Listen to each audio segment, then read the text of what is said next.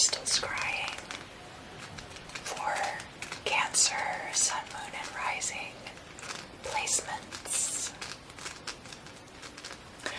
And this month I will be using this impactite, which I obtained I bought it at the Meteor Crater gift shop in Arizona. And I believe that it is saffordite, but it was mislabeled and discounted heavily.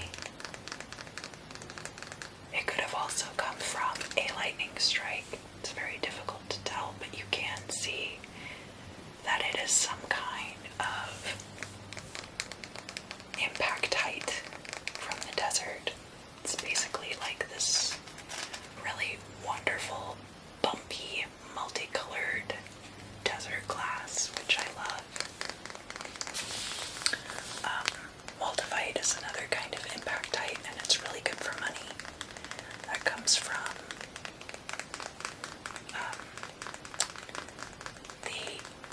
I guess when I was a kid they called it the Eastern Bloc, but it used to be part of the USSR, but I don't think it's quite Russia. I think it's like from Georgia somewhere.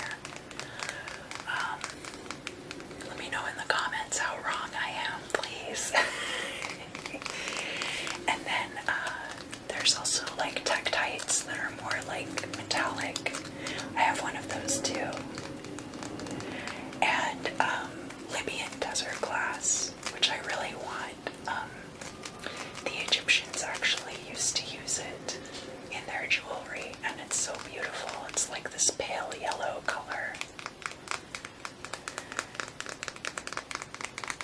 And then there's also impactites from lightning, of course, and nuclear testing. So like here in the US, there's been a lot of nuclear testing done in the desert, and it created like big particulate sheets of glass. And I would like to find some of that sometime, maybe too. But saffordite, if that is indeed what this is, would have come from the impact of the meteor that created the Meteor Crater.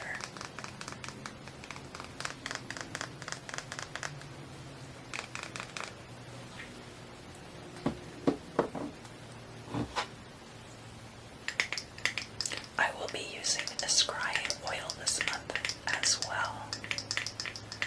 So the scrying oil that I will be using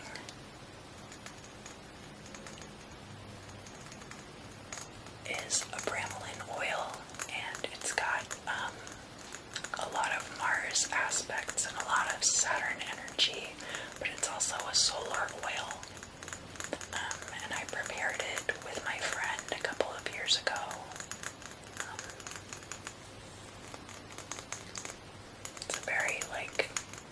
It's a very aggressive bromelain oil.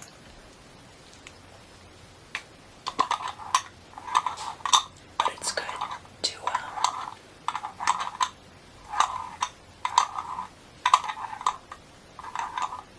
it will be good for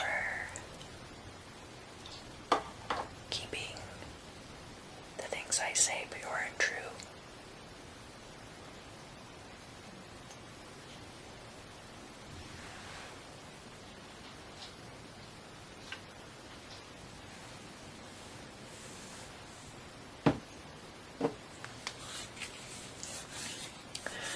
Alright, Cancer. So,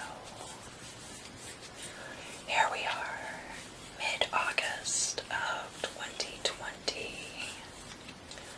And I'm going to give you your messages for Sun, Moon, and Rising placements. What do you need to know? What could you possibly need to know, Cancer? You've got it all figured out finally. Everything's coming together. Everything's coming up. Millhouse for you, Cancer. I wonder if Millhouse had any Cancer placements. He seems like that kind of a guy.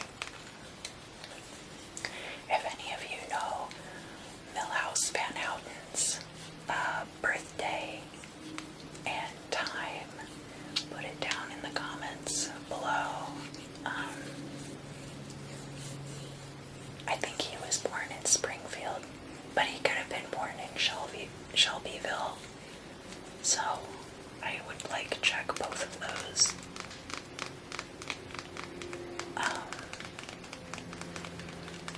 Eyebrows. Remember his mom's eyebrows? And she had to wear eyebrow wigs. What a brave lady.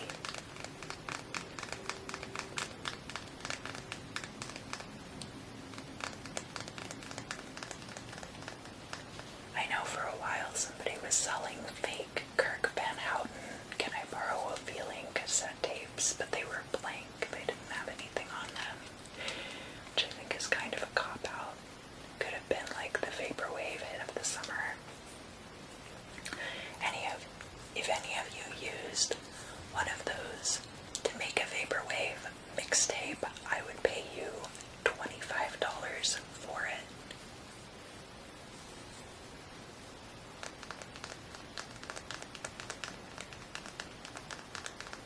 Which goes back to our original point, right?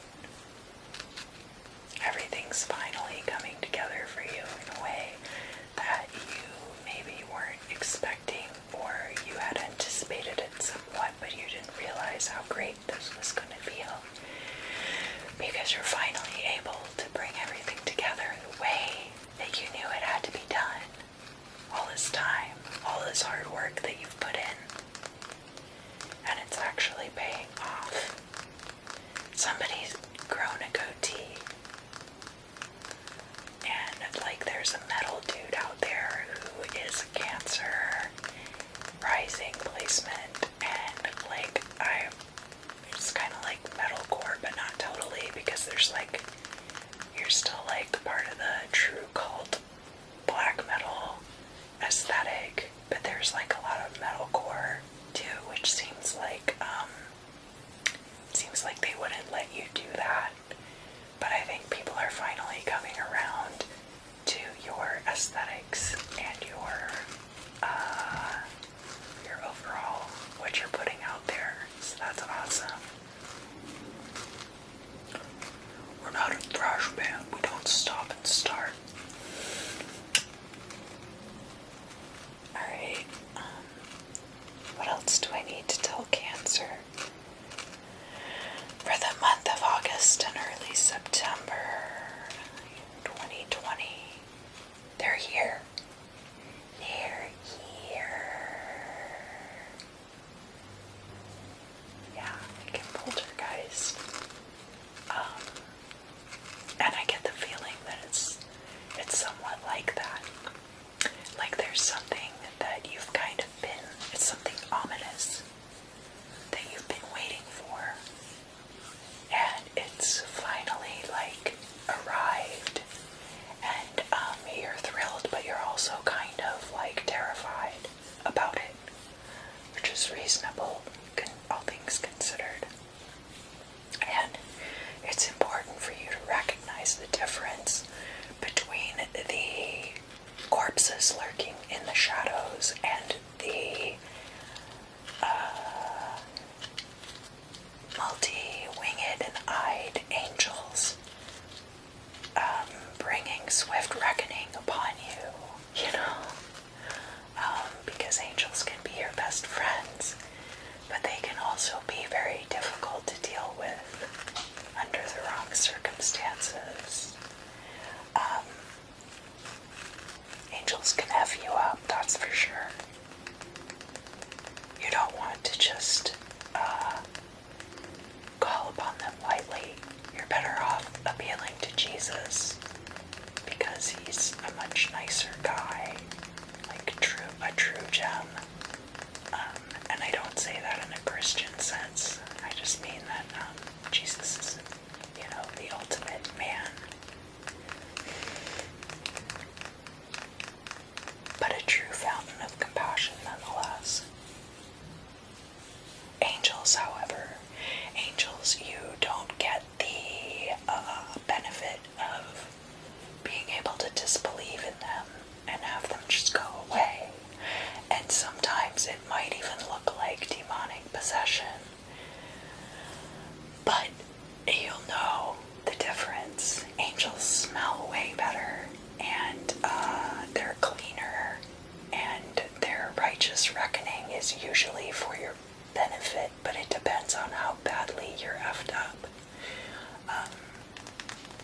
like super effed up, they are really gonna take you for a ride.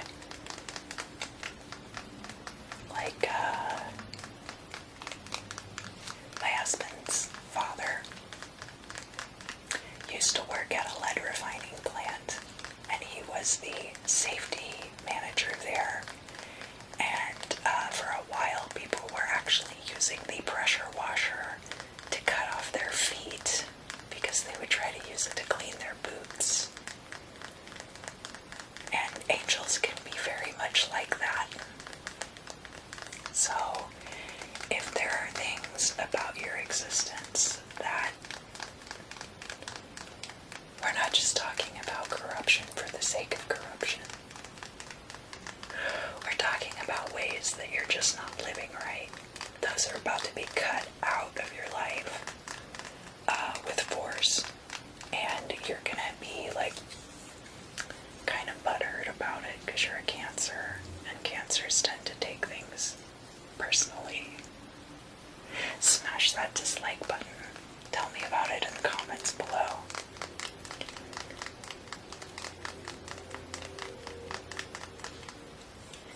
What else do I need to tell Cancer about late August and early September? Sun, Moon, and Rising placements of Cancer. If you have other placements that you're curious about, it's okay to watch those videos too, like your Venus placement, whatever sign that is. You could get information from that video, but it's going to be up to you to parse that out, and that applies to all signs. Cancer, Sun, Moon, and Rising placements. How old are you? How old do you think I am? Well, I thought you were this age. Well, no, I'm actually much older. Well, how long did it take you to blah, blah, blah? How long did it take you to do this? How long did it take you to do that? I'm getting a lot of questions like that, and you're going to feel like it's very intrusive. And honestly, no one should ever be asking you your age except a doctor. So it's okay to tell them to buzz off. And I believe that strongly. I think most of you probably have figured out how old I am by now, and I'm not really ashamed of it. I think I look great for my age, so there.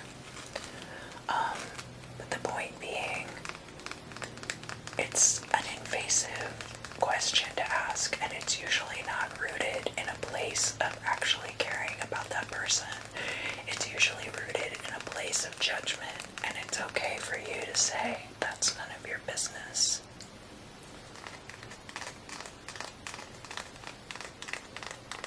But when you get asked a question like that, it tells you a lot about the person who is asking the question. So keep that in mind too. At that point, it's okay to plead the fifth and just be like, look, you're gonna have to consult my attorney. This interview's over.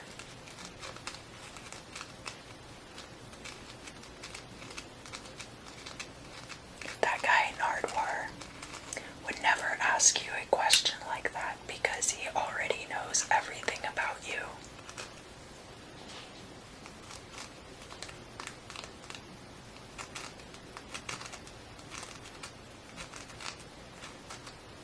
A lot of that information is publicly available, right? You would have to be a true enigma in order to keep something like that a secret, because so many things like that are public record.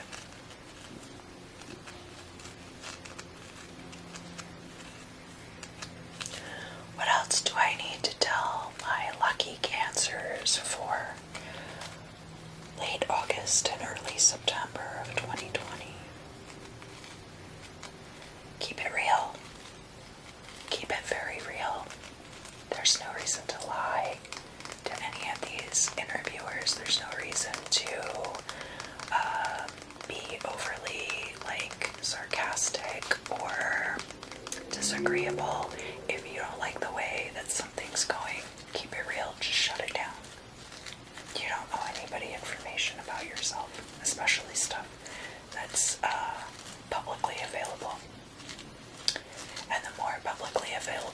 information that people are trying to get out of you, the less likely it is that they give a damn. So, you know,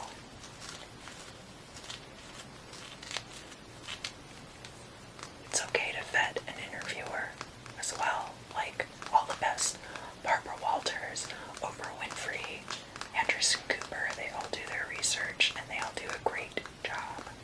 And there are plenty of people out there like that.